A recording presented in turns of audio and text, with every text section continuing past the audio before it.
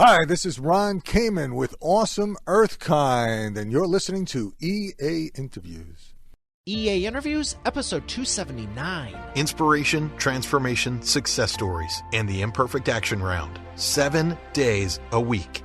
Join Mario Ficini for today's Expert Authority Effect interview. Have you thought about business along with clean energy? How would this look for your business? You know, is it going to cut into profits? Is it going to make you more profit? I'm excited to have Ron Cayman on today's show. He's the CEO of Earthkind Consulting, and we're going to be talking about all this and more right after we thank our sponsor. Every business needs a book, including yours. Visit freebusinessbookpublishingcourse.com today to learn the 7 steps to publish and promote your nonfiction lead and profit-generating business book in 8 weeks. Once again, that's freebusinessbookpublishingcourse.com. Here he is, ladies and gentlemen, Ron Cayman. Ron, how are you feeling today? Outstanding, Mario. Thank you so much. I am excited to hear what you have to say about clean energy and green energy, and why do you think there's so many misconceptions about it or people are fighting it? Well, in terms of the misconceptions, I think there's a long history. You know, we've been relying on fossil fuels for, a couple hundred years now, so there's this long kind of pent-up history, and people, are hesitant to change. I think we accept change much better than we realize eventually, but in the beginning stages, it's kind of painful. And I think there's a lot of misinformation that's out there. There's been some bad experiences that people had early on that probably get promulgated onward. But the reality is today that there is so much clean energy around us, and we have the technology to capture it, and it winds up saving so much money that now it's really an unstoppable force. Now, would you say that this is going to cost companies money, or do you think it can even add to their bottom line? So I've been in this business for 30 years, way before it was kind of popular, and my standard mode of operation is to always identify ways that people could save money at the same time they reduce their carbon footprint and have a positive impact on the environment that they can be proud of for themselves and their grandchildren. So number one, it's absolutely possible. It's the way that I built my business all for 30 years now. But today it's become even more profitable and more possible.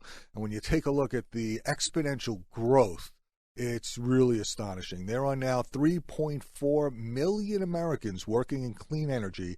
That's triple the number working in the fossil fuel industry. But because it's dispersed and because it hasn't been as big an advocacy force, people haven't realized that this trend is here, it's happening, and it's taken over the world. Now, let's talk about solar, wind, water. Where do you see all three of those going? Do you think one is going to be the most prominent? Do they each have their own use case, or are they always going to be working in tandem? Yeah, so I have a podcast that's called the Awesome Earthkind Podcast, and it's based around the air, water, earth, and sun, the 4 forces of nature that have incredible amounts of power. It's just 1,000 times more energy than we need, right? So if you take a look at last century in the human race's history, and in my state of New York, but across the country, we invested in hydropower and water power. And what happened with that is that those hydropower plants, you get built, and then once you build this infrastructure, the water flows and you get free energy. So you get free electricity. Basically, what it means is you just maintain the infrastructure, and that's why hydropower is some of the cheapest forms of electricity in the world and has been for a good 50 years now. So first, in certain instances, hydropower makes a lot of sense. Tidal power is now coming along. So depending upon where you are in the world, near a river, near the ability to do hydro can be a great solution. There's always challenges in every technology. We could talk about hydro's technology issues later, and some of the things that you have to do to get large hydropower plants. But definitely, water power has been there and is a great resource. Then you take a look at the wind resources and what's happening with wind power. And, we've been using wind as a civilization for years, first to pump water and most recently now to create electricity. And wind is now also an incredible force of energy, and it's a cheaper and cheaper form of energy. And its next has been overpassed, though, by the most cost-effective source of energy on the planet currently, and that's solar energy. the prices of solar have come down so dramatically over the last 20 years, but even over the last 10, and every year, exponential growth in technology efficiency and cost reductions. Price of solar has come down 90% in the last 5 years alone, and it just keeps going in that direction. So every bid that gets put out across the planet now for new generation sources, solar and solar with batteries now, where solar can be delivered on demand. So 24 hours out of the day, you take your solar during the day, you put it in batteries, and now you can deliver that energy anytime. And that is now the single least expensive source of competitive power. And that's why last year across the world, more than 60% of the world's energy was being created, new energy sources were being created with solar. So solar is a tremendous opportunity as well. And then the last form of that force of nature that we have out there is geothermal or ground source heat pumps. So people think of geothermal out in the West or Hawaii, and in a bunch of states, geothermal drills down towards the magma. That magma then creates steam and creates electricity. And that's what people out in the West and Hawaii think of geothermal power. But everywhere else in the world, it's geothermal heating and cooling. And the reason is that when you go down more than 4 or 5 feet, that Earth's temperature is a constant temperature, about 50 degrees in the north part of the United States. So that 50 degrees temperature is there constantly because over the last billions of years, the Earth has been capturing more than half the energy that the sun sends the Earth is captured in the Earth, in the ground. And so that 50 degrees is a solid temperature. So you just drill down and you send a fluid down to heat transfer and bring that back up to the surface, and now you have 50 degrees temperature to either start to heat with or cool your building with, and that is the most efficient form of heating and cooling in the world. So the ground source heat pumps or geothermal heat pumps, now you have the forces of the air for wind energy, the water for hydro energy, the earth for ground source heat pumps, creating heating and cooling, and then the sun providing all that massive amount of power that we totally live and depend on, because without the sun there would be nothing, right? And you think of what this place would be like without any sun energy. So incredible forces in nature.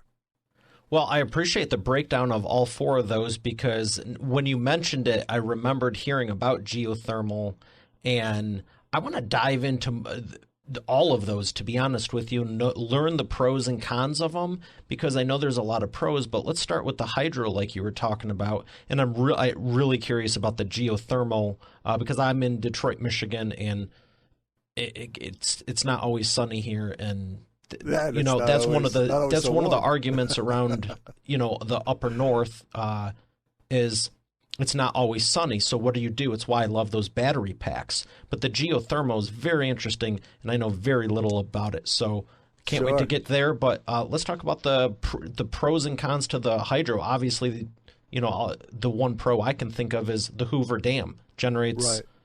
I don't know the exact stat, but something like 10% to 50% of Las Vegas's electricity. Yeah, it's incredible. So there's no doubt that hydropower is a tremendous resource where it's available, in particular when you create a massive dam like we did with the Hoover Dam or some of the other dams that are around, or even in places like Niagara Falls, where still that water energy in New York State, that hydropower, it's about 18% of all of New York State electricity comes from hydropower. And again, it's because when you build the infrastructure, the water flows and you get free energy, right? You're not burning anything. You're not trying to do anything. You're not moving. You're just letting the water flow and turning a turbine, and boom, you got clean electricity. So the challenge becomes, if you try to do this on a big scale, as the Canadians have done somewhat and the Chinese have done more recently, and what happens is you're backing up thousands or hundreds of thousands of acres of land, and in that process dislocating people who were living on that land. And that's definitely tricky and not a good thing, especially in certain indigenous areas where people have been living there for centuries, and now you're forcing them to move. So the downside is if you have to build a big dam and make people move, that becomes not such a great technology. Technology's there, but the issues associated with it, the social issues, become problematic. If you have a river, on the other hand, then you could do run-of-the-river hydro, which is more and more prevalent, or you can do water power with tidal power, which is now a technology that's coming into its own. Now there's another way to capture that energy that's there and channel that into electricity. So great promise in a bunch of different places and a bunch of different ways. Just the traditional way of building a dam and backing up the hundreds of acres of land to be able to support that dam are problematic. Now, with the hydro, and I just love water to begin with. Like I was saying, I enjoy boating and just being on it. It's beautiful. Without building the dam, and I've actually done it in the sand. Get some clay, get some sand, put some twigs, and you start, building it. And it's interesting to see what happens, but water always finds its path. So it sounded like you're saying there's technologies where you don't necessarily have to build the dam, but you can still capture it as it's going by. Is that correct? Yeah, so that's called run-of-the-river hydro, and that's also gotten much more cost-effective as our technology has improved. So it used to be able to make things cost-effective, you would need to build a really big dam or a really big space, right? But now with the technology, it's gotten much more decentralized, and the ability to capture it on smaller and smaller micro hydro basis is really where things are moving towards, and that does not disrupt everything the way that building a big dam does. So yeah, that holds a lot of promise. You're absolutely right, Mario. Excellent. So the wind turbines, what are the pros and cons to those? Well, so wind energy has also taken off and it's gotten much more cost effective. Technology has now gotten to the point when I first started dealing with wind energy about a dozen years or so ago, of 1.5 megawatt or 1.5 million watt turbine was kind of the standard that was out there. That was the biggest wind turbine that was around. Out of that, you would get like 4 million kilowatt hours a year, which is enough to support a couple of hundred people or a lot of people off of that one wind turbine. But now it's gotten to the point where we're looking at 5 and 6 megawatt turbines, much bigger, much higher up, capturing much more of the wind and transferring that energy into electricity. The great part is that it's clean, it's green, the wind blows, got free electricity. So you build the infrastructure, and just like the hydropower, build the infrastructure, now the wind blows, and you have free electricity. The cons on the other side is that some people don't like to look at it. And I get it. I mean, everybody's artistic tastes are a little bit different. I happen to like Picasso. You might like Rembrandt or some more realistic kind of folks. So I get that. But the funniest part to me is that when you take a look and you really look around our society and you go out and you look on your street and you see all those wires going down that are your electric wires and your cable wires and your phone wires, and you go and you're driving around and you see those big transmission wires that are there from the power plant that's just over the hill that you don't see. That's kind of like what happens with wind, is that people who haven't seen it in their view shed are concerned about now seeing it. But the funniest part is that once it's there, people kind of like, never even really, I forgot it was even there, because becomes unobtrusive. You just tune it out. Yeah. Basically, it just becomes, part of the background, So humans are kind of funny that way, We're very slow to change, but then when the change happens, we accept it. I mean, just like we all have these little multi-million-dollar supercomputers in our pockets now that our kids have that cost a couple $100, but 10 years ago they would fill a whole office room with banks of computer and cost millions of dollars, and it wasn't that long ago that we now have more power in our pocket than what took our Apollo spacecrafts to the moon, right? And it's a couple $100 compared to all the computer power that was on the whole planet not too long ago. So change happens, our technology evolves, humans are really good eventually at accepting it, and that's really, I see, the biggest challenge with wind is people just overcoming their initial shock about something going to be different, realizing that our energy's got to come from somewhere, and if it's clean and it's green and it's going to keep getting cheaper, because again, once you build the infrastructure, that's it. The wind blows, the water flows, the sun shines, and that's it, free energy. So all you got to do is maintain the infrastructure so it becomes more and more cost effective over time. And with the wind, I see it working better, specifically for the U.S. and the Great Plains states, the Midwest. California's got water around it. Washington, Michigan definitely does. Great Lakes, woo. But not everyone has that water around them in abundance enough with enough speed and all of that where hydro might be viable. However, wind, best I know, that's air's everywhere. Otherwise, you got a real problem. Yeah, I mean, so wind is a little bit fickle. You're right, more than water power. There's a little more opportunity. There's definitely significantly more opportunity there, but it's not everywhere either. So in New York State, for instance, or in other parts of the state, if you have any other parts of the country, wherever you are, unless you're right on the top of a mountain, you have to really be really careful about how the wind is moving, and you really have to do detailed studies to make sure that prevailing winds, because the wind shifts right all the time, so you want to make sure that wherever you're siting this turbine, you have mapped the wind resource effectively year-round, because the wind shifts year-round, and if you're make one assumption, you might not get as much out of that wind turbine as you would expect because there's some trees or there's another hill or their patterns kind of shift. So there's always a need for wind with pretty detailed studies to make sure that it's going to be cost effective and work the way you think it is in that particular specific location. Now, I never researched this, but can you pivot them? Can you remote control, say, let's turn it 10 degrees because it's coming this way? Or are they set? Yeah, they're smart machines, man. So they do all that internally now with their own internal computers, and they'll even pivot themselves to shut down if the wind becomes too high and it's going to create too much pressure and break the turbine. So they're smart machines, Okay.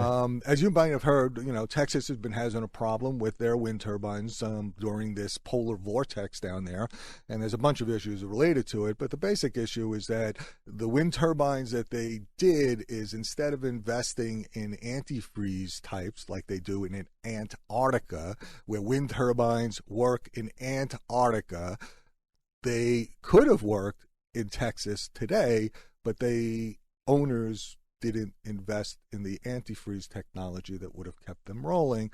So that's a longer story about regulation and competitiveness down in Texas and a whole host of things. But just to let folks know, the technology is proven. It works everywhere in the world, and it can work in cold climates, and it would have worked in Texas if they had just taken that next step they were urged to do about 12 years ago when a previous polar vortex hit Texas. They would have done the right thing. There would be wind electricity today. And they did the same thing, unfortunately, with the gas and the oil plants. The major part of Texas that they had relied on to produce was not from wind this time of year. It was from the fossil fuel plants, and those plants froze again because they didn't invest in the antifreeze technology that would have safeguarded it, because they didn't think it was Texas. Who's going to freeze down in Texas? There's no such thing as climate changing. The climate's not changing. Everything's fine. There'll never be freezing temperatures in Texas. Sorry. Well, I appreciate you giving us that insight, because I was actually very curious about that, because I know that technologies are good and there's a lot of good coming from them. But yeah, cold is, even the solar panels, they can ice up. And I personally was just thinking, I think I was cooking something. It's usually when I'm coming up with ideas. But I was like, can't they just add a heater or something? I mean, the whole structures are metal. I mean, the cars have them. How hard would it be? They're generating electricity anyway. How hard is – so I want to ask, what is the antifreeze? Do they literally – have liquid running through it like in the car, or is there some sort of heater mechanism, a combo of both? Yeah, it could be a combo of both. So both a little different materials, it's a little different fluids inside, but then it's also a little bit of electric heat going on that just lets them channel that and make sure that they got defrost built into the actual mechanism of it. So yep, it's just, and it's again, same thing with airplanes. We're 5 minutes behind. We got to defrost the plane. They don't have a problem putting those things in the sky, even when there's ice hanging off of it. And you go up 30,000 feet, man. It's pretty cold, So yeah, it's a funny thing, So, and again, if you take a look, you'll see the technology works in Antarctica. So it's not a technology issue. And part of it is really the way the Texas electricity markets work. And it was really, one of those things where you build the cheapest thing possible. All right. Well, low bid is not necessarily the best option in the long term. You know, it'll get you some short-term gains, but over the long haul, you really want to build value and look at the long term. So, Yeah, I've used that similar example for years in business because I go, you may have gotten a good price, but you did not get the best value. yep, exactly. And there's a big difference from, I mean, that alone, like you said, okay, cool, you saved a little bit, but Yep. you iced over when it was needed most. So Yep. that's not good. Now, what about geothermal? Because this is interesting to me because I got to be honest. I know about volcanoes, loved them, love dinosaurs. And the only time I'm thinking of geothermal is from games years ago when it was like you have to build a civilization on a distant planet. And it was cool because it was, and I remember thinking, and I'm going back, 10, 20, 25, 30 years. And I'm just like, why don't we do that now? There's all this heat in the ground. Why don't we tap it? Yep. I didn't know it was only 4 or 5 feet, and I really thought you needed to be by a volcano or something like producing tons of heat. But you're saying you go 6 feet down, and it's going to be warm enough to start helping you? Yeah. And, you know, here's a couple of very interesting things. So first, I got to be honest, I want to go dig a hole in my backyard right now.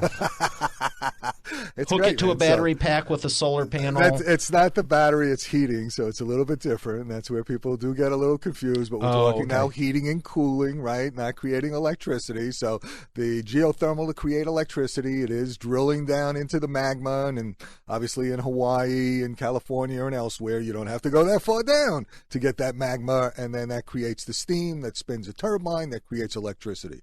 But for you and me and for most people in the world, especially most people in this country, geothermal is really a heating and cooling technology because you think about it. So here's the way the technology works. You drill down 4, 5, 6 feet, and if you have a lot of land, you could do it in a field, or you can drill straight down 500 feet. In New York is where you can go without any additional permits. So you just go down 500 feet, you send a fluid down, the fluid goes down now in a closed loop, and that's where the technology has really evolved, this closed loop technology. Closed loop cooling system like on a wave runner.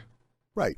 And what happens is then you send it down, it comes back up. Now it's got 50 degrees, and now you start to heat or cool from 50 degrees, right? So if you're cooling, hey, you already got 50 degrees. You're just blowing a fan across some air across the coil, and now you're cooling a place that's 50 degrees to start with.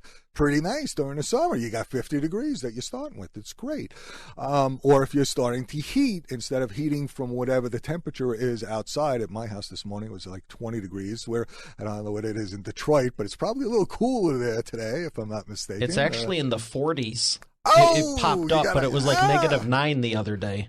Great, right? So, okay, Sun's so you're in out. the 40s. Yeah, exactly. So, you know, the fluctuations of temperature, and that's the whole thing. It's really crazy. But here's a couple of statistics. One, north of you, and it's actually northeast of you, I guess, is Toronto, right? Mm-hmm. So in Toronto, all the high-rises now are using geothermal. And the fact is that you can drill down in Toronto or anywhere else in this part of the world, and if you drill down and you send that fluid down and you bring the fluid back up, that temperature with heat pumps, and I'll talk about general heat pumps in a second, but the temperature of that ground in a heat pump function can support all the heating, all the cooling, and all the hot water up to 30 stories just under the footprint of your building. So in Toronto, there are third parties that'll drill your wells. They'll put in those geothermal wells. They'll put it in with their capital, and then they'll just sell you that energy over time for that heating and cooling over time, because they'll make a little bit of profit on it, but you'll have the cheapest source of heating, cooling, and air conditioning that anyone can have. And when you take a look at efficiencies, here's how the efficiencies work. Anything that burns, any fossil fuel that burns oil, coal, gas, propane, is something less than 100% efficient, right? Trying to burn up to efficiency. The maximum is 100% efficiency you can get with any burning technology, any fossil fuel technologies. If you have really efficient gas technologies, they'll talk about a 99% efficient furnace or boiler. Great, wonderful. It's always less than 100%. When you go to an air source heat pump, and do you know what an air source heat pump is? You do, but you don't realize you know. Furnace? Nope. Oh, a fan. No. It's close. Hold on. Close. Something with steam. That could be, but the most common that we all have is a refrigerator. A refrigerator is a heat pump, and it's a heat pump. I think about it more like an air conditioner, though. But you're right. Air conditioner is another form of heat pump. Oh. There you go. But not everybody has air conditioners. Almost everybody, but not everybody. But that's right. Those are two forms of heat pumps. So because it's sucking out the heat and replacing it. Compresses and expands gas, and then takes the heat out of a space and lets it go into the air. Right, and in an air conditioner, good old fashioned RJ45, I think. Well, there's different types of refrigerants, and that's something to keep an eye on. So definitely we want to keep an eye on which refrigerant are you using, and that technology has been evolving too. But an air conditioner is an air source heat pump, except the only difference between a full air source heat pump and an air conditioner is that in the winter the valves are switched, and instead of dumping heat in the outside, it grabs the heat from outside and brings it inside your building. And actually the technology is advanced, so now cold climate heat pumps can take heat effectively out of the air even down to minus 15. So that's an air source heat pump. What heat is left in the air at negative 15? It's still a lot of heat, man. If there wasn't a lot of heat, you got to think about this, right? Without the sun, I mean, it's just like really incredible, right? So without the sun, you know how cold this place would be? Right? I mean, take a look at the probably moon, negative right? 100 Kelvin. 200, right? It's like, so even if minus 15, even though we don't realize it, there's still a lot of energy and a lot of heat around it. And you can actually grab that heat with modern technology now, grab that heat and use it to heat and cool and provide hot water for your spaces. So that's really incredible. But the most incredible piece is if you go down underground with geothermal, you bring that 50 degrees temperature up, and then you use a heat pump on it. That's the most efficient form of heating, cooling, and hot water on the planet. So when you look at efficiencies, fossil fuels, less than 100%. Air source heat pumps, usually between 200 and 300% efficient, because every unit of electricity put in, because you're sucking that heat out of the air and really moving it around, you're getting twice or 3 times the energy out of the electricity you're putting into it. But when you look at ground source heat pumps or geothermal heat pumps, we're doing 400-500% or more efficiency. So every unit of electricity we put in, we're getting more out of it because now you're using that earth constant energy temperature of 50 degrees to then heat or cool more effectively and efficiently. So if you're trying to go up to 60 or down to 40, you're saying either way you're still starting at 50, and you only have to make up the delta of 10 degrees either way instead of dropping.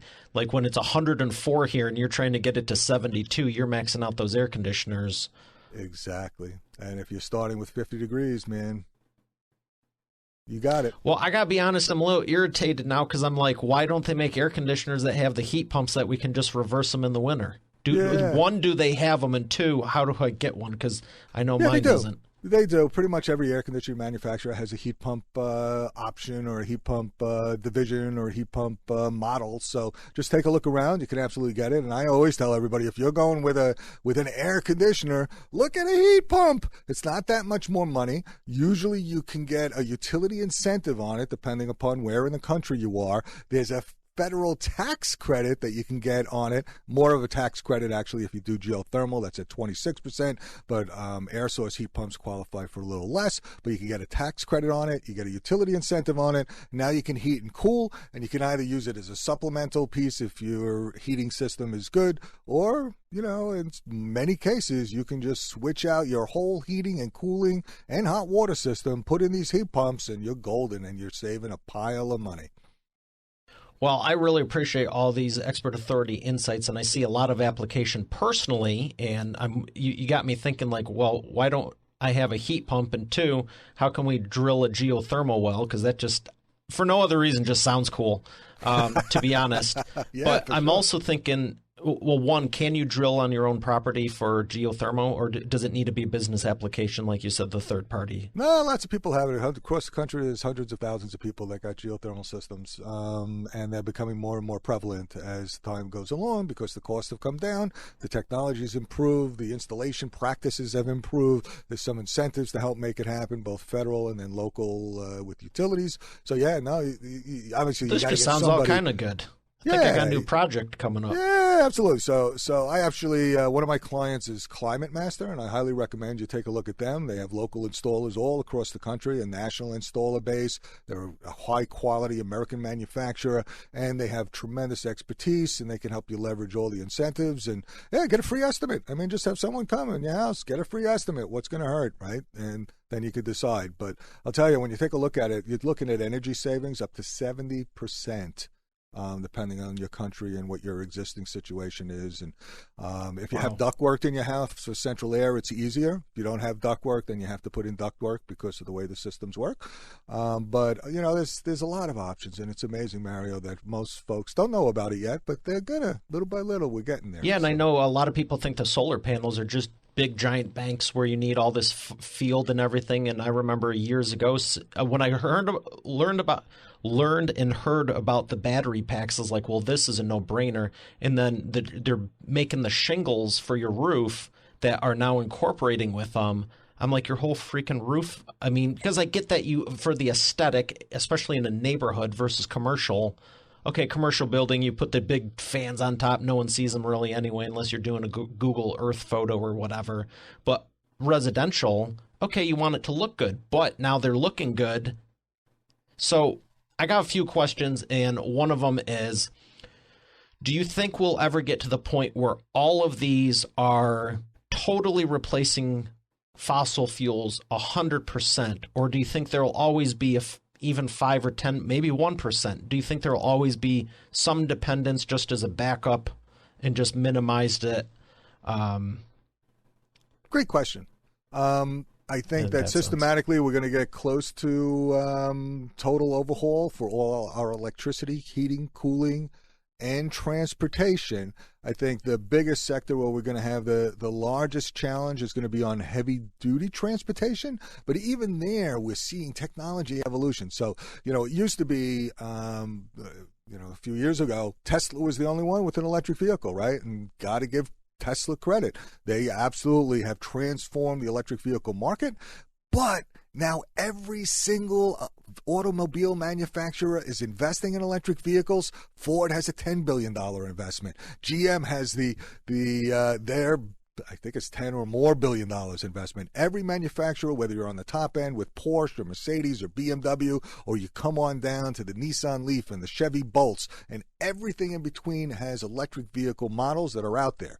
The challenge becomes when you're doing heavier stuff, but even in heavier stuff, New York City this week, like semi-trucks. Testing. Yeah, I had semi-trucks and garbage trucks, right? Haulers, garbage haulers, which are, have a lot of power that they need to move all that garbage, etc. So those kinds of heavy hauling trucks, and then you have aviation, right? And that's another level beyond when you have these jets, right, that are taking off and that amount of power. But even in those areas, we're starting to see, it's amazing to me, seeing garbage trucks, electric garbage trucks. You saw Tesla came out with their long haul truck that they are announcing that they have, but they're not the only ones. There are many manufacturers that have them.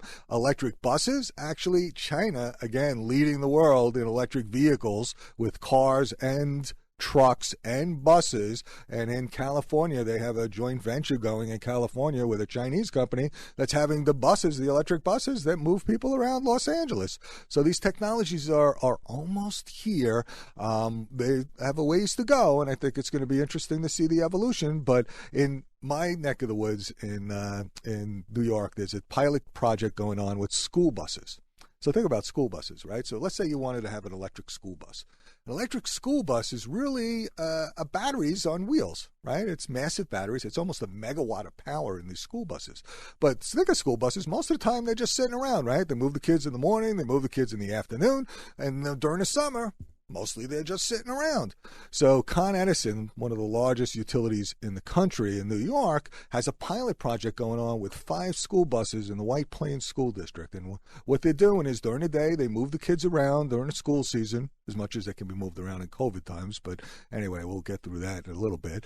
But they move kids around. They call them the singing bus because the buses were so quiet they had to play music because they couldn't hear the buses coming. So they call them the singing buses because they play songs to let the kids know they're coming, kind of like the Carvel ice cream truck, if you remember those. But those buses then, when they're off duty, They're taking electricity off the grid at night, which in New York we have a lot of excess electricity at night. We use most of it during the day to heat and cool and provide lighting in all our office buildings, etc. So they take the cheap electricity when there's a lot of spare electricity off the grid at night. They charge up the buses, and then during the summers, they use those buses as batteries to discharge into the electric grid when the grid needs it. That means that the grid gets support when we most need electricity. That's the most expensive electricity. So it also winds up being a source of revenue to the schools for their vehicles. And one of the fascinating things, I think, the next evolution that's coming is that when I have a couple of electric cars. One of them is a Nissan Leaf. Nissan Leaf right now is the only car in the U.S. that has two-way charging and discharging capability. But every Nissan Leaf that's in the U.S., that entire fleet, can plug into your house and needs a software and hardware adapter that's coming out this summer. But if you have that software and hardware adapter, you can actually run your house off of a Nissan Leaf. And every electric vehicle is going to do that. Nissan Leaf right now can run an average family's house for 3 to 5 days as a backup power source. Well, that's interesting. Right?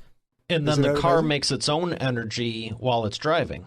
It doesn't make energy while it's driving. It does recapture energy when you're going down a hill. It's got regenerative braking. Okay. Doesn't create it yet. So eventually not completely like the alternator does, but it does capture it. So yeah, recaptures, right. So, but you know, the other interesting thing that most people don't know about with electric vehicles is when you think about how far do you go, an average person goes in a day, 98% of Americans' trips are less than 50 miles. Right, so I don't know about you, how far you drive in an average day, but most people... That's about 10 times longer than I was even going to think, because I'm like...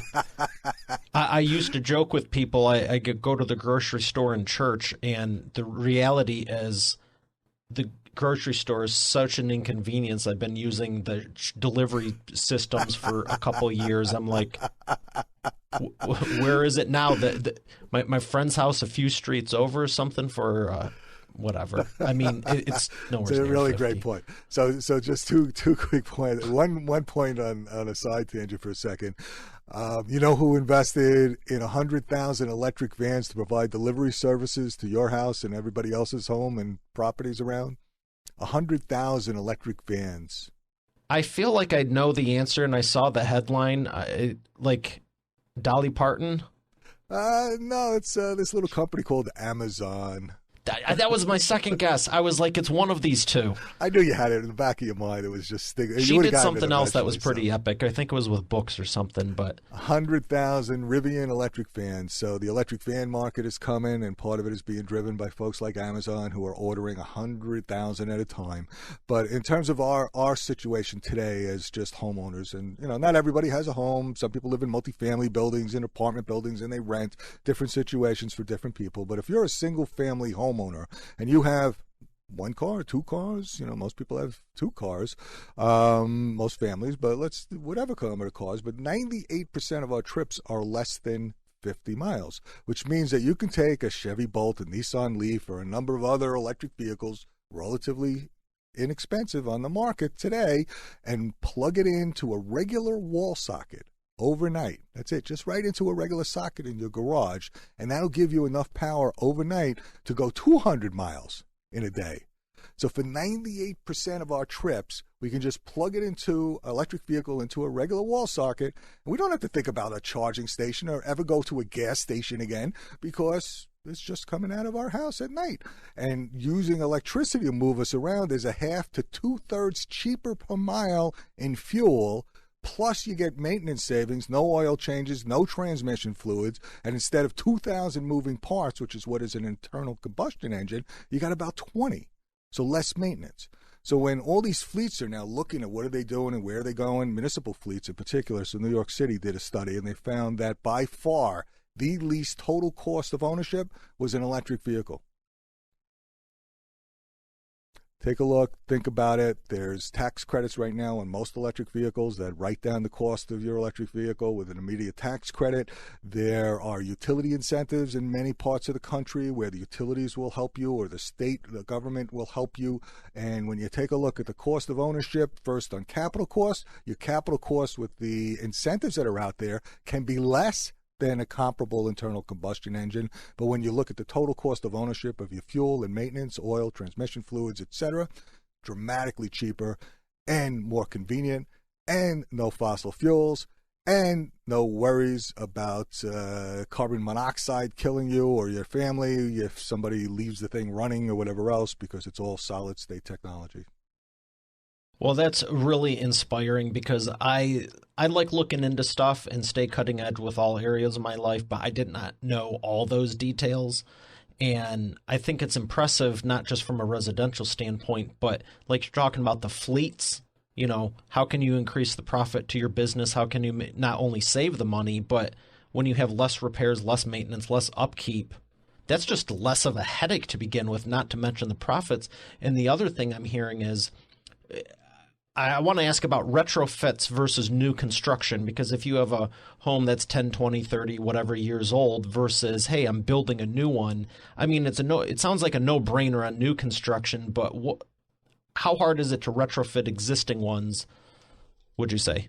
So it varies across the board. Everybody's home and everybody's business is a little bit different, so no doubt about it. But absolutely, first off, if you're in new construction, it is a no-brainer. You should be putting solar on your roof to power up all your electricity.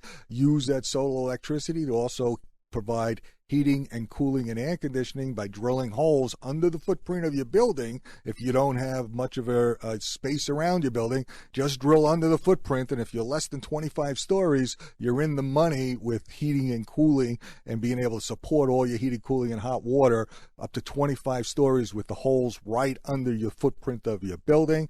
And then you just have that solar also supply your electricity for your electric vehicles. And not too far distant future, this summer with the Nissan Leaf, but also later this year with a bunch of other vehicles, you'll be able to use those vehicles as your mobile battery source and use that as backup generation. So when the grid goes down, you just basically power up your cars and use that vehicle as a backup power source. For a new construction, really, it is a no-brainer. It's amazing that we haven't caught on yet, and we need to, and I think we are starting to get there. But the more people find out, the more they realize, wow, yeah, it is a no-brainer. I could save so much money, and I look at a 20 or 30-year mortgage and investment in my property. Why wouldn't I want to have free electricity, heating, cooling, and my car paid for by the solar panels that I put into a 30-year mortgage? I look at the cash flows, it's like, wow. Incredible return on investment. So yeah, no construction, totally. On a retrofit basis, you really got to start with where you're at. And one of the things, just FYI, on a commercial basis for any of your listeners, we have a partnership program for folks who do referrals to commercial properties that have more than 20,000 square feet, where we can come in, take a look at what's going on, and figure out ways of putting together some of these clean energy packages and structure clean energy transformations, whether it's efficiency or solar or heat pumps or electrification of their fleets. And the people who give us the referrals as a partner, they get a substantial commission, 20% of what we make, actually, which is not a bad commission, and it winds up being thousands of dollars on even a relatively small project of 20,000 square feet. So on a commercial basis, maybe keep that in mind for yourself and your listeners. But on a home basis, look, it depends on how tight your home was built with, how old it was to begin with, what's in there to start with. You always want to tighten it up with efficiency, with insulation in your attic, and tighten up your windows so you're not leaking heating and cooling out. And then you take a look at, okay, what's your heating system? How old is it? When are you going to replace it? What are you using? If you're using oil today, oil or propane, absolutely. Geothermal or air source heat pumps are very cost effective, and you can structure your financing so that you save money from day one. So that retrofit is pretty simple. You look at electric vehicles, again, take a look at whatever electric vehicle you're using, how many miles you're traveling, how much you're paying for gasoline, compare that to your cost of electricity, realize it's so much more efficient because it's all torque in those electric motors, so you're getting the same distance per mile, the same distance with much less energy, a third to two-thirds less energy than gasoline, and it's so much cheaper. Take a look at your total cost, and you could save money there too. So that retrofit is relatively easy.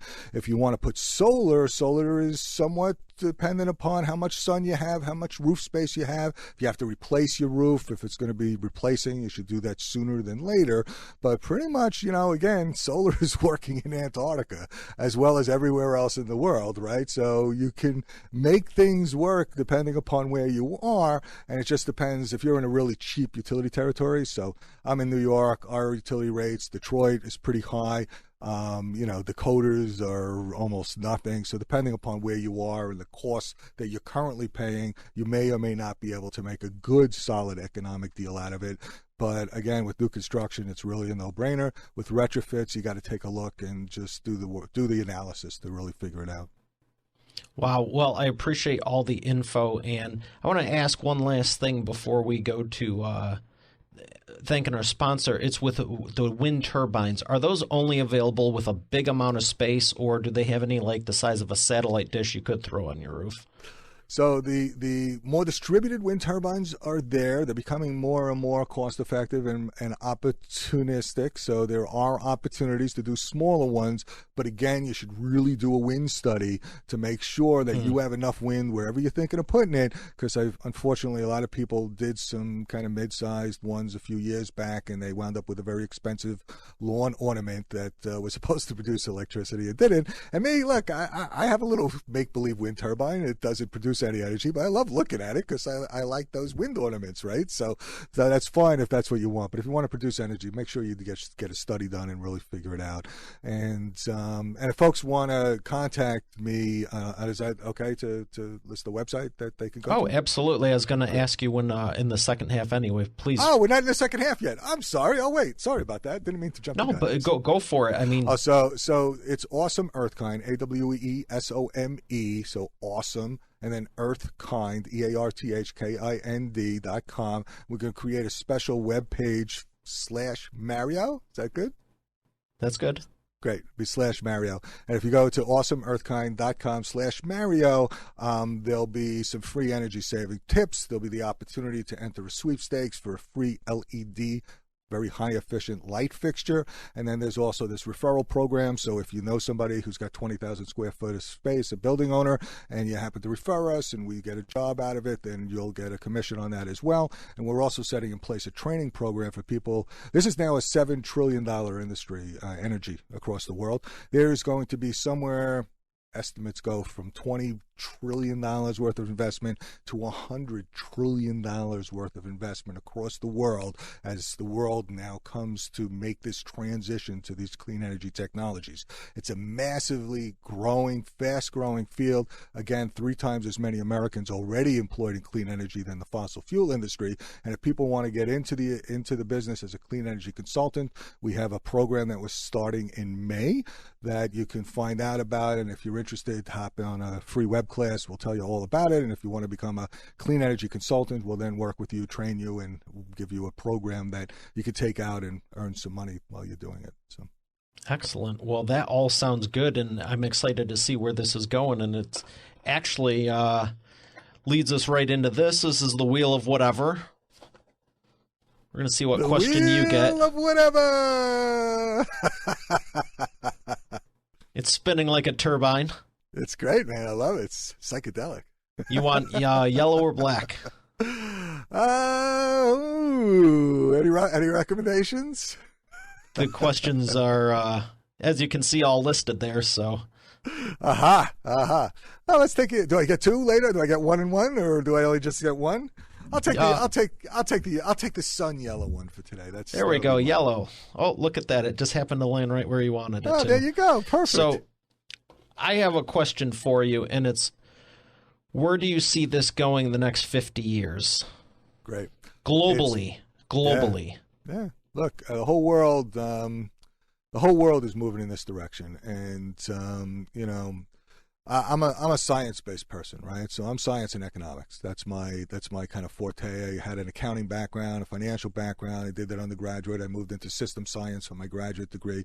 So I look at things from an economic perspective and from a science perspective. And from both perspectives, There is no doubt that the world is moving to clean energy, and if you add in the political piece, it's absolutely the whole world is there. The whole world signed up 4 years ago in the Paris Treaty to make the whole transition. So it's happening politically, it's happening economically, it's happening environmentally and scientifically, and it's happening, what'll really drive it is the economics. And the fascinating part, again, is that the economics have gotten to the point where all these technologies are much better financially than their prior fossil fuel alternatives. And so when you look at the economics, it's one thing to want to be clean and green. That's all great. I love it. I think people should do it. But you can't pay extra for it. That's not sustainable. The only way it becomes sustainable is when you're saving money doing it. And when people save money doing stuff or they're making money doing it, that's when everyone wants to do it. And that's exactly where we are, Mario. Everyone is realizing now that in almost every situation, you can structure deals that save or make you money. And so who wouldn't want to do that, right? I mean, it's like, it's cleaner, it's healthier, it's more efficient, it's making money, saving money. So, hey, it's good all the way around. And oh, by the way, maybe we have a clean air future and possibilities of civilization surviving for our children and grandchildren. So nice added benefit. But you know what? We're going to do it because economically, that's what drives people, right? It's the economics. So, well, excellent, and that is inspiring. So thank you for that. We're going to thank our sponsor and come back for the imperfect action round.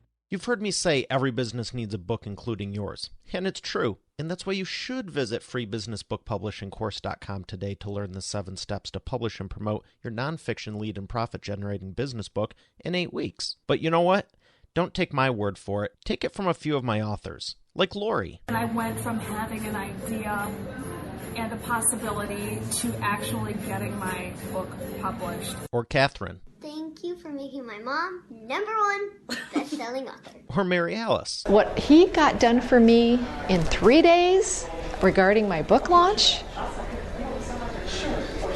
unmanageable. John Cody. I've worked with Mario over the phone and online, and he's been very helpful in getting me where I needed to go with promoting my books. Rocio. There's no way in the world I would have been able to do this with somebody else. I've attempted it in the past. It didn't serve me. As a matter of fact, I ended up more frustrated than anything. So this has been a very seamless process. Adele. If you're looking for an amazing business coach, I highly recommend Mario Ficini. Or Bill Benner. I can't make a higher recommendation than to work with Mario Ficini. He has been great for me, and right now I won't work with anybody else except for Mario. Hey, their words, not mine.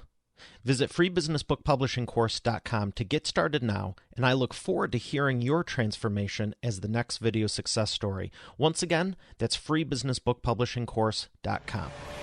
And we are back with the imperfect action round. Ron, are you ready to take imperfect action?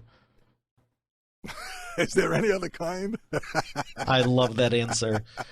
So these are 60-second or less answers. The first one is, what is the fastest path to the cash?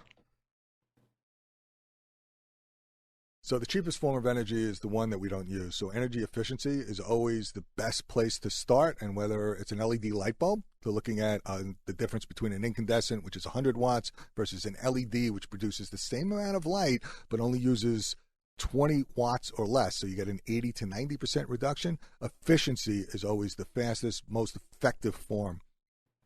Excellent. Number 2, what is the biggest problem you see your prospects making and the fastest way for them to fix it? Biggest problem is unawareness and or reluctance to adopt change and to take a look at these technologies and realize that they could save money. So it's just doing the same old in the same way they've done it and not realizing that there are better ways out there that they can make a difference and save themselves a lot of money. Excellent. Number 3, what is the best way to maximize customer lifetime value? So I like to take a holistic approach, and everyone's a little bit different, right? So some, places of business or some homes have more people, less people, bigger intensity on electricity, bigger intensity on lighting or manufacturing or different processes, heating, cooling. Other ones are more fleet-oriented. So first, you really got to take a look, and everyone's got to develop a customized program that meets their current situation. And what I always ask my customers, first thing is, where are your pain points? How much are you spending on energy? How much are you spending specifically on electricity, heating, cooling, and transportation? And then take each of those and look at how you can get synergies out of bringing technologies and financing and incentives together so that you maximize the value. So it's really a custom analysis for every individual or every situation. Excellent. Well, I appreciate everything you've shared. I want to ask you just a couple more things. One of them is, what books would you recommend to Expert Authority World that have made a difference in your life? One of the most recent one is The Future is Faster Than You Think. And it's an incredible book put out by a really wealthy and cutting-edge multi-millionaire. I'm not sure if he's a billionaire just yet. But basically, the future is faster than you think, and it's about how all these technologies now have convergence. So it's not just the clean energy technologies, although those are coming, but it's also artificial intelligence and what we're doing with that. And it's the convergence with advanced forms of transportation and advanced technologies in all different fields, and are now coming together to exponentially increase change and how we're going to see the world evolving. So the future is faster than you think. Peter Diamandis? Yes. Excellent recommendation. He is awesome. Where would you like people to learn more? So the best place for everyone is awesomeearthkind.com/Mario. If you want to find out and get some extra special incentives and bonuses. You can also look at my consulting company, which is just earthkindenergy.com, where I have a lot of my business case studies working with various different governments, nonprofits, some larger institutions like the World Bank, as well as some smaller different businesses of all different sizes, nonprofits, schools, etc. So earthkindenergy.com if you're just looking to find out who and why my consulting practice, or if you want to look at awesomeearthkind.com, you'll hear a whole range of podcasts with some world-renowned leaders in clean energy and individual homeowners who are doing this from a solar perspective or a geothermal or an air source heating perspective or an electric vehicles perspective. You'll hear a whole host of different clean energy insights that you might not have known before. And if you go to awesomeearthkind.com/Mario, you'll get some added little benefits and features of some clean energy tips and the opportunity to win an LED light fixture, as well as the opportunity to do some commission-based and or learn how to have a clean energy business if you want to go into consulting. Excellent. Well, thank you for that. Thank you for sharing all your expertise. It was incredible. Thank you again. Such a pleasure being here, Mario. Keep up the awesome work, man. You're fantastic. Really love this show. Love what you're doing, and thank you so much for the opportunity. Well, I appreciate it. The pleasure was mine. Expert Authority World, we have another great episode here today. I'll see you tomorrow. Have a great day, and God bless. You're already the expert, but have you transformed your expertise into a tangible asset that will generate and qualify leads while increasing profit for you 24/7? And if so, how well are you promoting it? With the Expert Authority Effect publishing method, it's easier and faster than ever. Visit freebusinessbookpublishingcourse.com today to learn the 7 steps to publish and promote your nonfiction lead and profit-generating business book in 8 weeks. Visit freebusinessbookpublishingcourse.com to get started now. Once again, that's freebusinessbookpublishingcourse.com. Hey, thanks for listening to today's episode. I hope you got a lot out of it. I know I sure did. If you haven't done so already, I invite you to subscribe to the show. And also be sure to check out eainterviews.com for complete show notes, the full interview video experience, links to the resources we mentioned, and more. Have a blessed day, and I'll see you tomorrow.